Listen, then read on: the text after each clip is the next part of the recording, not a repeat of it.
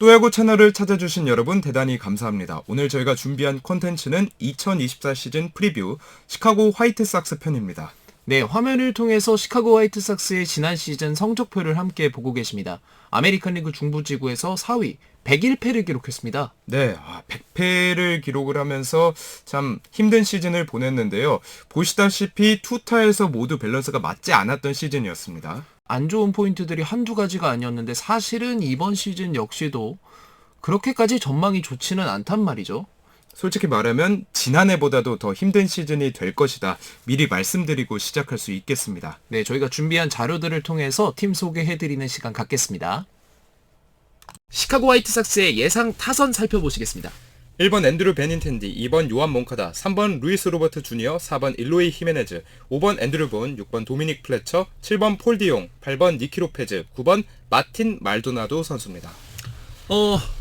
보강이 있었습니다. 꽤나 보강이 있었어요. 말도나도가 왔어요. 하지만 이게 굵직한 보강은 없단 말이죠. 네.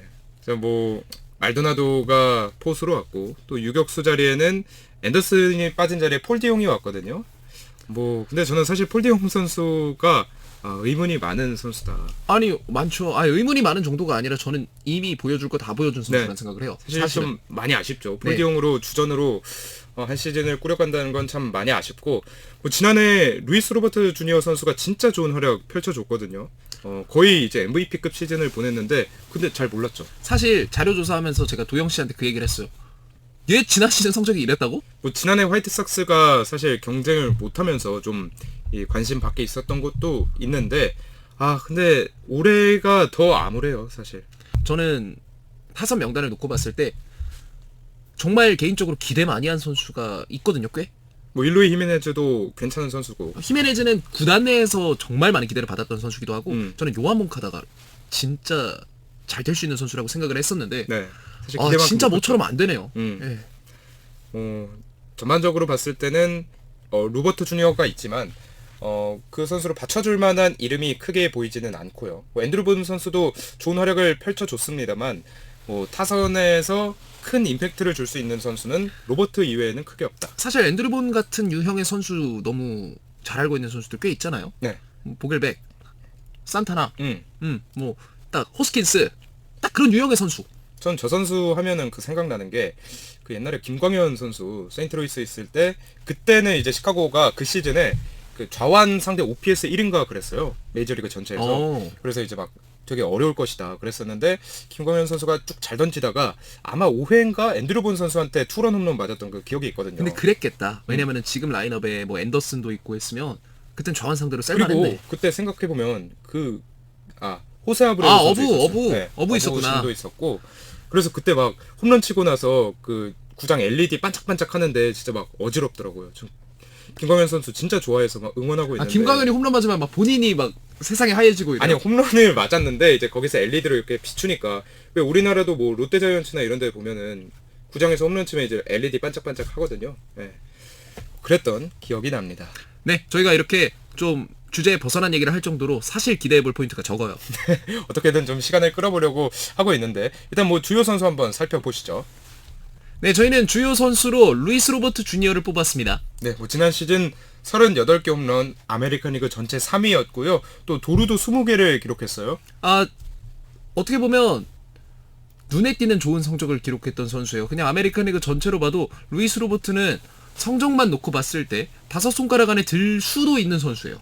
거기다 더 좋은 건 이 선수가 중견수라는 점이죠. 수비도 잘해요. 하지만 이 선수 하나로 될 수 있을까는 모르겠어요. 네. 이 선수 어릴 때 어쨌든 장기 계약을 또 맺어놨기 때문에 시카고 화이트삭스 입장에서는 이 선수를 필두로 팀을 다시 이제 리빌딩을 해가야 되는 그런 시즌이 되겠죠. 네, 다음은 예상 선발 로테이션을 살펴보겠습니다. 1선발에 에릭 패디가 이름을 올리고 있고요. 2선발에 마이클 코펙, 3선발에 마이클 소로카, 4선발에 크리스 플렉센, 5선발에 게릿 크로셋 선수가 이름을 올리고 있습니다. KBO 볼로 1년다. 에릭 패디 선수가 졸제 1선발이 됐어요. 패디의 플렉센. 어떻게 보면 한국 팬들 입장에서 좀 즐거운 팀이 되겠는데요? 네, 지난해 NC에서 최고의 활약을 펼쳐줬던 에릭 패디 선수가 1선발이 됐고, 플렉센 선수도 두산에서 그의 두산이 우승했었는데 좋은 활약을 펼쳐줬었죠. 좋았죠. 네. 진짜 멋있지 않아요? 프리 에이전시 괄호 열고 KBO. 저게 진짜 멋있다, 간지다 이렇게 볼 수 있을 텐데 뭐 저희가 이렇게 말은 하고 있지만 KBO 용병 출신 2명이 로테이션을 차지를 하고 있다. 특히나 한 명은 1선발에 이름을 올리고 있다. 메이저리그 팀 기준으로 봤을 때는 사실 바람직하진 않죠. 저희가 사실 뭐 KBO 리그 출신이 이름을 올리고 있으니까 약한 팀 뭐 이런 시선을 갖고 있는 사람이 절대 아니거든요. 그건 저희는. 아니죠. 네, 절대 아니에요. 전 메릴 켈리 얼마나 그럼요. 좋아하는데요. 하지만 숫자를 놓고 보자고요.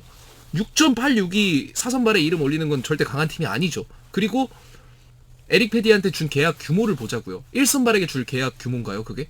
아니죠. 그러니까 약하다는 거예요. 그냥 네. KBO 리그 출신이니까 약하다고 하는 게 아니라. 자, 이렇게 약해진 데는 큰 이유가 있죠. 최근에 또 가장 큰 이슈가 됐었던 트레이드 다음 장에서 한번 살펴보시죠.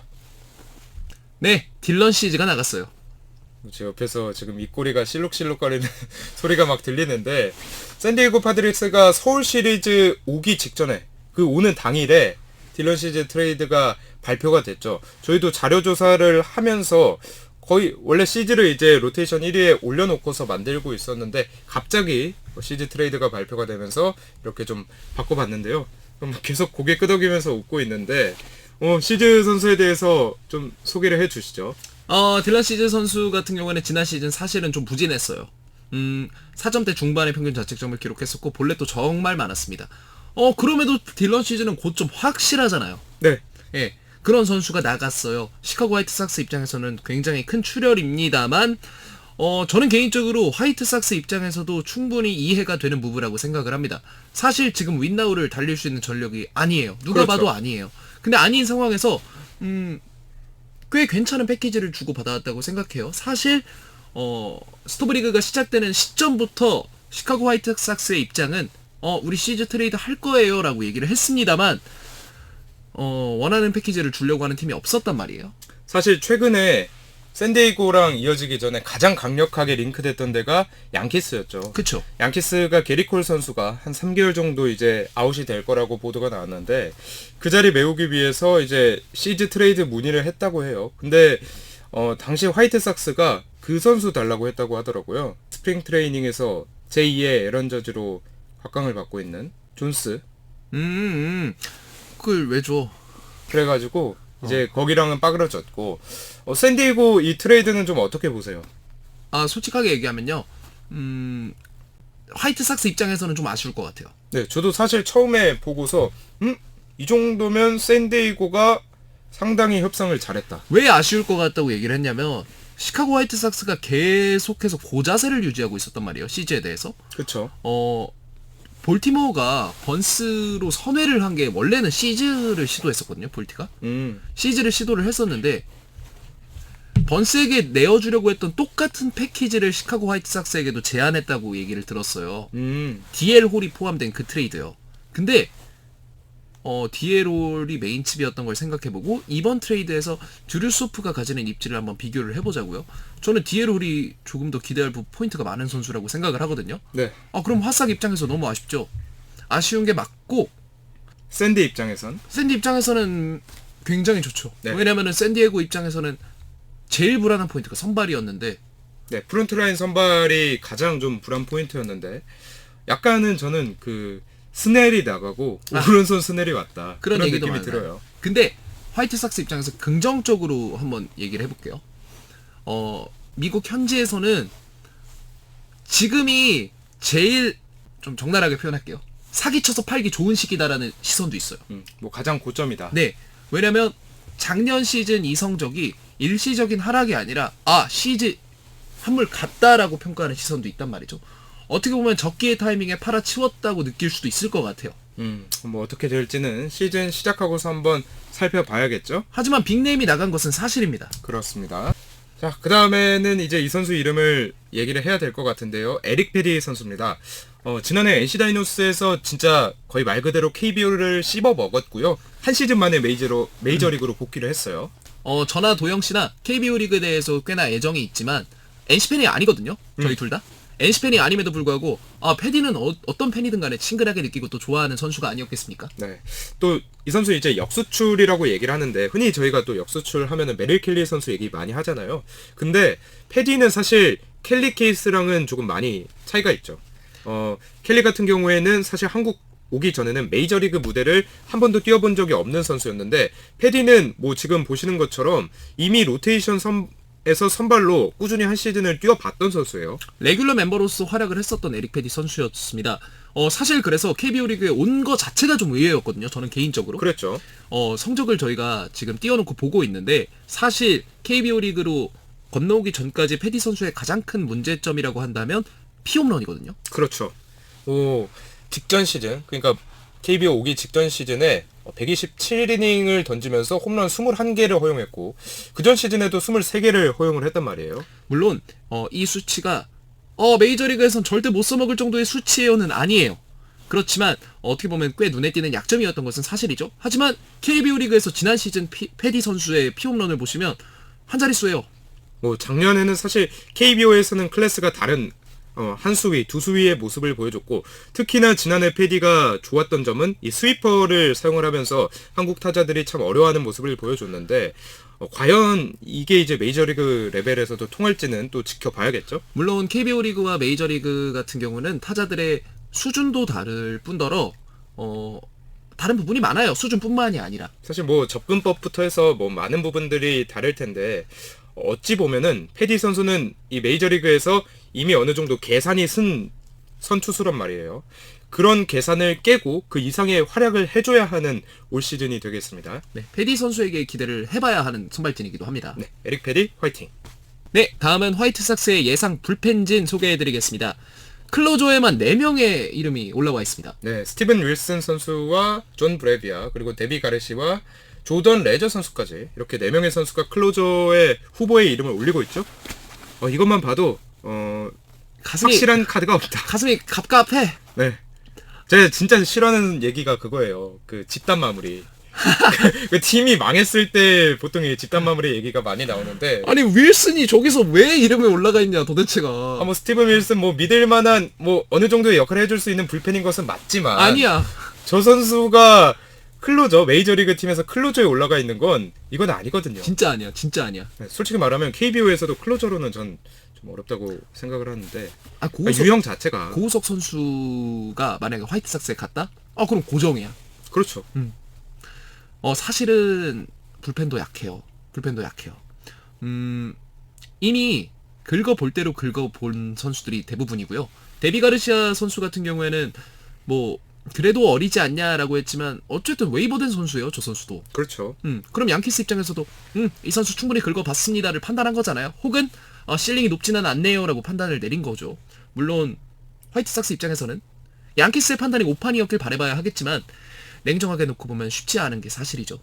뭐 현재의 기량이나 성적을 두고 보나 혹은 미래를 두고 봐도 사실 크게 눈에 띄는 이름이 없는 거는 지금 이 팀의 불펜진의 가장 큰 문제라고 할 수 있겠죠. 하지만 또 좌타자 나오면은 기가 막히게 또 올라올 선수가 있긴 하네요. 근데 뭐 좌타자 상대로 그 성적을 한번 보긴 해야 될 텐데, 지난해 5점대 찍었잖아요. 팀1. 특이폼 원툴. 뭐 이제 포이닝에서 네. 골고루. 근데 은근 포이닝에서 팀1 나오면 공략하기 쉬웠어요. 퍼펙트 이닝이라고 저랑 도영 씨랑 자주 하는 야구 게임이 있는데, 네. 팀1 선수가 거기서 특이폼 구현이 기가 막히게 돼 있어요. 공이 여기서 나와, 여기서. 이상할 정도로 특이한 각에서 나오는 또 맞아요. 공이 있죠. 이런 식으로 오는데, 개인적으로 좋아하는 선수라서 한번 짚어봤어요. 샌디에이고의 유산, 윌슨과 또 팀1까지 이렇게 한번 만나봤습니다. 네, 지금까지 이야기를 나눠봤을 때 긍정적인 포인트와 부정적인 포인트를 한번 정리를 해보겠습니다. 긍정적인 포인트 저희가 써놓은 문구 보시면 아시겠지만 없으니까 이렇게 적은 거예요. 꾸역꾸역 한번 써봤고요. 어쨌든 이 팀은 이제 리빌딩을 시작을 해야 되고, 뭐 타선에서는 루이스 로버트 주니어가 그 코어가 될 거고, 사실 투수진에 그런 선수가 크게 보이지 않는다.